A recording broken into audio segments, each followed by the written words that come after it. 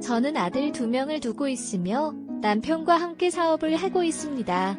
둘 다 웬만한 일에는 좋은 게 좋은 거지 하고 많은 낙천적인 성격입니다.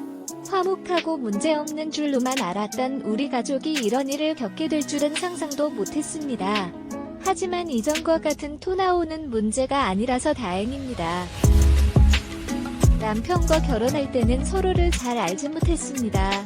하지만 둘 다 낙천적인 성격이라서 대화가 잘 통했습니다. 이전 연애의 상처가 아직 완전히 아물지 않았고 한눈에 불꽃 튀는 그런 사람은 아니었지만 괜찮은 것 같았습니다. 그래서 제안을 해보았습니다. 한 달 동안만 만나보는 건 어때요? 남편은 의외로 바로 그러자고 대답해 주었습니다. 그리고 그 다음 날부터 저희는 매일 만나게 되었습니다. 하루도 빠짐없이요. 남편이 일하는 직장으로 퇴근 시간에 맞춰 데리러 와서 꼭 얼굴 보고 집에까지 데려다 주더라고요. 이게 하루 일과 중에 제일 좋아하는 일이라고 합니다. 일 마치면 피곤한 것 같은데도 말이죠.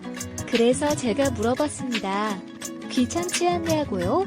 하지만 남편은 자기가 좋아해서 하는 거래요. 그래서 언제나 즐겁게 만나고 있습니다. 좋아하는 거라서 그 시간만 기다리는 거니까 남편이 제안한 대로 계속하게 해달라고 부탁했어요. 남편의 다정함과 섬세함에 반했던 것 같아요. 그전에는 그냥 호감이었고 적절히 잘 맞았던 정도였는데 그 이후로 애정을 갖게 된 거죠. 그렇게 1년간 연애를 하고 결혼하게 되었습니다. 결혼 후에도 평안하고 행복한 일상이 지속되었어요. 친정에서도 하나 있는 딸이 결혼하니 이제 안심하신 것 같았고 시부모님이랑 시댁 가족분들도 다 잘 챙겨주셨습니다. 덕분에 남편과 저는 아무 걱정 없이 아침에 바쁘게 출근 준비를 하고 퇴근 후에는 같이 야식을 먹으며 신혼생활의 묘미를 즐기고 있었어요. 그러던 저희에게 첫째 아이가 찾아왔습니다. 아들이었어요. 저희는 성별이 어떻든 상관없었지만 시댁에서는 그래도 내신 좋아하시는 눈치였어요. 그리고 3년 후 둘째 아들도 저희에게 찾아와 주었습니다. 그렇게 저도 남편도 어엿한 두 아들의 부모가 되었어요. 아들이 둘이라 사고가 끊이질 않았죠. 첫째는 헐달하고 자기 주장이 강한 아이였어요. 이리저리 돌아다니다 자주 다치기도 해서 처음에는 걱정을 많이 했는데 조금 커서는 그래도 형이라 그런지 책임감 있는 모습을 많이 보이더라고요. 아이들 둘 이상 키워보신 분이라면 공감하실 텐데 먹을 걸로 정말 많이 싸워요. 저 과자가 더 큰 애만에 다른 게 더 맛있어 보인다는 거죠. 두 아들이 어렸을 때는 먹을 걸로 워낙 싸워서 형인 첫째에게 동생은 너보다 약하고 어리니까 형인 너가 돌봐주어야 한다고 몇 번 달래니까 안 그러더라고요. 나름 동생을 아끼는 건지 형제끼리 사이좋은 모습이 보기 좋았습니다. 둘째도 어렸을 때 키우면서 걱정이 많았어요. 다만 첫째랑은 다른 걱정이었죠. 둘째는 너무 소극적이고 내향적인 성격이었어요. 같은 배에서 낳는데 어떻게 이렇게 다르나 싶을 정도로요. 게다가 둘째는 어렸을 때 몸이 약했어서 거기에 대한 죄책감이 있었어요. 좀 더 건강하게 나와줬더라면 둘째의 성격이 달랐을까 하는 그런 거죠. 그래서 전 하던 일도 그만두고 둘째를 돌보았어요. 마침 첫째가 학교에 갈 시기가 되어 부모 손길에 더 필요할 때였죠. 첫째가 고등학교에 입학하고 활발한 성격 덕분인지 나중에 고학년이 되어서는 반장까지 도맡아 하더라고요. 혼자서도 학교 생활을 잘 해내는 첫째가 대견했어요. 몇몇 대회에 나가서 상도 타고 공부도 잘해서 나중에 중고등학교에 가면 얼마나 더 잘할지 남편과 같이 기대했었습니다. 그 무렵 둘째도 몸이 점점 나아져 학교에 다니는 중이었어요. 그래도 여전히 남들만큼 건강하지 못해서 제가 더 신경 썼죠. 첫째와 둘째가 모두 중고등학생이 되면서 저와 남편은 아이들의 공부에 대한 책임감이 더욱 커진 것 같았습니다. 이 시기는 공부에 집중해야 할 때이기 때문에 집에서 TV를 보거나 다른 행동을 최대한 자제하고 아이들의 공부 환경을 최대한 조성하려고 노력했습니다. 아이들도 그 보답하듯 더욱 열심히 공부했죠. 미안해하기도 했습니다. 저와 남편은 공부를 강요하는 타입이 아니었기 때문에 공부가 적성에 안 맞아도 괜찮다고 생각했습니다. 사람이 다 공부로만 먹고 사는 것도 아니라고 생각했기 때문이죠. 그런데도 아이들이 스스로 알아서 해주니 정말 기특했습니다. 아이들이 자기가 할 것을 찾을 수 있도록 도와주는 것이 부모의 역할이라는 것을 깨달았습니다. 특히 둘째는 어릴 때 아파서 공부에 집중하지 못했었지만 이번에는 폭발적인 속도로 성적이 급상승했습니다. 축하하기 위해 남편과 아이들이랑 레스토랑에서 외식을 했는데 첫째가 뭔가 뚱한 표정을 지었습니다. 왜 그러냐고 물으니 별거 아니라는 식으로 대답하다가 내질러서 신경질을 내더라고요. 그래도 저는 상황을 어떻게든 무마하려고 아이를 달랬습니다. 이렇게 공부도 열심히 하려고 하는데 엄마가 몰라줘서 미안해. 우리 처제 기특하다. 그래도 오늘은 맛있는 거 먹고 내일도 열심히 하자. 알았지? 제 말에 첫째가 미안해하면서 머쓱해져서인지 알겠다고 대답했고 그날은 그렇게 맛있는 저녁 식사를 했습니다. 이게 전조현상인 줄도 모르고 말이죠. 첫째가 대학 입시를 앞두고 있었고 둘째는 고등학교 입시를 준비 중이었습니다. 이상하게 고등학교 입학 이후로 첫째 성적이 자꾸만 떨어져서 불안해했는데 결국 원하는 대학에 입학하지 못하고 저희가 사는 지역에서 떨어진 곳에 입학했습니다. 그래도 대학이 인생의 전부가 아니라는 것을 이야기하며 대학 가서 어떻게 하느냐에 따라 달라진다고 말해주었습니다. 둘째는 중학교 생활을 순탄하게 끝내고 전에 첫째가 지원했다 떨어진 국제고에 원서를 넣었습니다. 혹시나 첫째가 수능을 준비하는 동안 둘째가 신경 쓰이지 않을까 싶어서 첫째에게는 말하지 않았고 합격하면 그때 축하하기로 했습니다. 그러나 합격했고 심지어 1등이었다. 국제고라는 부담이 있었지만 입학 성적이 1등이라 장학금도 받을 수 있었다. 합격하자마자 교복을 맞추러 가서 축하를 겸해서 맛있는 것도 먹고 들어왔다. 그러나 집에 도착하자마자 첫째가 둘째에게 들린 교복을 보고 표정이 일그러졌다. 너 그거 뭐냐? 이거 내 교복이야. 옆에서 형이 신경 쓸까봐 말 못했지만 나 국제고 합격했어라고 말하자 첫째가 성큼성큼 다가와서 갑자기 교복을 휙 낚아채 손 집어 던진다. 순간적으로 일어난 일이라 말릴 새도 없었다. 야, 너 내가 우스워? 너 일부러 지원했지? 나 놀리냐? 내가 뭐라도 된 기분이지? 난 떨어진 곳에서 주연해서 붙었으니까 좋냐고? 형, 왜 이래? 내가 뭔데 사사건건 짜증나게? 원래 병신이어서 밖에도 제대로 못 나갔던 주제. 넌 늘 나보다 약하고 전능해야 하는 게 맞잖아. 첫째가 화를 주체하지 못하고 둘째 멱살까지 잡으려 들더군요. 그러면서 하는 충격적인 말에 전 너무 놀랐다. 우선 둘을 떼어놓으려고 애썼다. 둘째는 영문도 모른 채 첫째한테 붙잡혀 이리저리 흔들리고 있고 첫째는 욕까지 섞어가며 둘째에게 온갖 막말을 하더군요.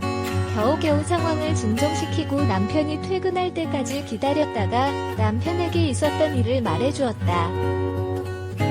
남편은 첫째에게 가서 이유를 물어보고 화를 풀어주려고 했는데 나중에 가서는 남편도 화난 얼굴로 첫째 방에서 나오더라. 그러면서 하는 말이 자기가 잘못한 건 하나도 없고 전부 둘째 탓이야. 자기가 수능을 망친 것도 성적이 점점 떨어진 것도 전부 둘째 탓이라고 한다. 무슨 반칙을 쓴 건지 컨닝을 한 건지 자기한테서 사랑을 다 뺏어갔다고 생각해. 나는데 정말 당황스러웠다. 첫째가 그런 생각을 하는 줄은 꿈에도 몰랐었다. 중고등학생이 된 이후로 첫째와 둘째 사이가 서먹해지긴 했지만 그건 둘 다 사춘기 남자이기도 했고 공부에 집중하느라 예전만큼 함께 놀 시간이 없어서 그런 거라고 생각했다. 그런데 첫째가 은근히 둘째를 깔보고 자기보다 아래 수준이라고 혼자 생각하고 있을 줄은 정말 놀랐다. 둘째는 그 이후로 많이 놀라기도 했고 자기가 어렸을 때 아팠던 걸 두고 비속어로 매도한 형한테 실망했는지 그 이후로 둘이 말을 잘 안 하더라. 첫째는 그 일 이후로 얼마 안 있어 대학 때문에 다른 지역으로 가서 혼자 살았다. 그래도 시간이 지나고 한동안 떨어져 있어서 그랬는지 아니면 그래도 가족이라 그런 건지 몰라도 첫째랑 간간히 연락도 하고 지냈다. 둘째랑도 가끔 한 번은 주고받는 거. 첫째는 그날 일을 미안해하는 듯한 눈치를 보였고 서서히 둘 다 사이가 회복되는 것 같았습니다. 부모가 없으면 서로 하나뿐인 형제니까요. 저도 마음이 편해졌습니다. 첫째는 대학 졸업 후에도 타 지역에서 직장을 구해 저희와는 따로 살았습니다. 둘째는 서울에 있는 이름난 대학교에 가서 졸업하고 취업도 일찍 했더군요. 그리고 얼마 안 있어 결혼하고 싶은 여자가 있다며 소개시켜드리고 싶다고 말했습니다. 남편은 공부만 하더라도 언제 여자친구를 사귀었는지 놀리면서도 좋아했습니다. 제가 얼른 보고 싶다고 했더니 함께 주말에 만나 저희 집에서 저녁 식사를 하기로 했습니다. 마침 그날 첫째도 본가에 잠깐 들르기로 했으므로 참석하기로 했습니다. 둘째도 괜찮다고 했고요. 둘째가 데려온 여자친구는 둘째랑 대학 동기였습니다. 지금은 대학원에서 더 공부하는 중이라고 했더군요. 예의 바르고 올곧은 인상을 주었으며 둘째가 그렇게 좋아하는 모습을 보니 남편과 저는 무조건 찬성했습니다. 식사 자리가 끝나고 다시 일상으로 돌아가는 듯한 분위기였습니다. 걱정할 거라면 성길례나 결혼식 준비 정도였습니다. 어느 날 제 휴대폰으로 전화가 왔습니다. 받아보니 둘째의 여자친구였습니다. 그날 저녁 식사 자리에서 결혼 허락까지 받았으니 전화번호가 있어야 할 것 같아 받아두었습니다. 전 반갑게 받았지만 예비 며느리의 입에서 나온 말은 충격적이었습니다. 첫째가 그날 식사 자리에서 예비 며느리를 보고 전화번호를 어떻게 알아냈는지 자꾸 연락을 했다고 해요. 그것도 다 추파를 던지는 식으로요. 언제 시간 되느냐, 언제 진우 없이 저녁이나 같이 먹자. 사실 처음 봤을 때부터 왜 진우랑 사귀는지 이해가 안 갔다. 내가 더 잘해줄 자신 있고 내가 진우보다 훨씬 남자답다 등의 문자들을 지속적으로 보냈더군요. 예비 며느리가 캡처해서 제게 보내줬습니다. 예비 며느리도 처음에는 너무 놀라기도 했고 둘째에게는 친형이니 이걸 말하기 곤란해서 함께 했다고 해요. 그러나 너무 지속적으로 연락을 해와서 새벽에도 자꾸 연락을 하니 일상생활에 지장이 갈 정도였다고 하더군요. 며칠 전에는 자기가 살던 아파트 단지 입구에서 기다리다 예비 며느리를 보고 들킬까봐 도망쳤대요. 예비 며느리는 그 순간에 재빨리 얼굴을 보고 사진을 찍어두었고요. 사진을 보니 누가 봐도 첫째가. 맞아요. 이건 범죄 수준이에요. 저는 이해가 됐어요. 예비 며느리에게는 미안하지만 이 정도면 둘째에게 알려야겠다고 생각하고 남편과 둘째에게 알렸어요. 제가 이해할 수 없을 정도로 스토킹 같은 범죄 행위는 용납할 수 없어요. 그래서 첫째와는 절연하기로 했습니다. 대충 도와줬으면 하는 일이 있다는 핑계를 대고 첫째에게 본가로 돌아오라고 했어요. 첫째가 도착하자마자 예비 며느리가 보내온 문자 캡처와 스토커 정원 증거 사진을 인쇄해서 던져줬어요. 우리는 이제 내 부모 아니다. 감히 뒤에서 이런 더러운 짓을 해라며 이야기했어요. 첫째는 사진을 받아들이고 당황해서 아니라고 소리쳤지만 멀리서 활을 들고 있는 둘째를 보고 달려들려 하더군요. 남편이 그런 첫째를 막아냈죠. 둘째는 그 모습을 보고 끝내 참을 수 없었나 봐요. 이제 형이랑 난 완전히 끝이야. 그동안 나한테 무슨 열등감이 있었는지 몰라도 그건 전부 나 때문이 아니라 형 본인의 문제야. 이젠 내 탓 좀 그만해라고 말했어요. 둘째는 이제 결혼해서 예비 며느리와 행복하게 잘 살고 있어요. 가끔 첫째한테 연락이 올 때도 있는데 아직도 둘째 그놈 싸움을 거는 거 보면 정신을 못 차린 듯해요. 만약 또 무슨 일이 생기면 정말 법적으로 조치를 취할 거예요. 저와 남편은 둘 다 아들을 사랑하면서 키웠다고 생각했는데 이렇게 되어버린 게 씁쓸하고 아들과의 연결을 끊으니 마음이 시려워요. 아이를 키워내는 게 참 마음대로 되지 않고 힘든 일인 걸 다시 느끼네요.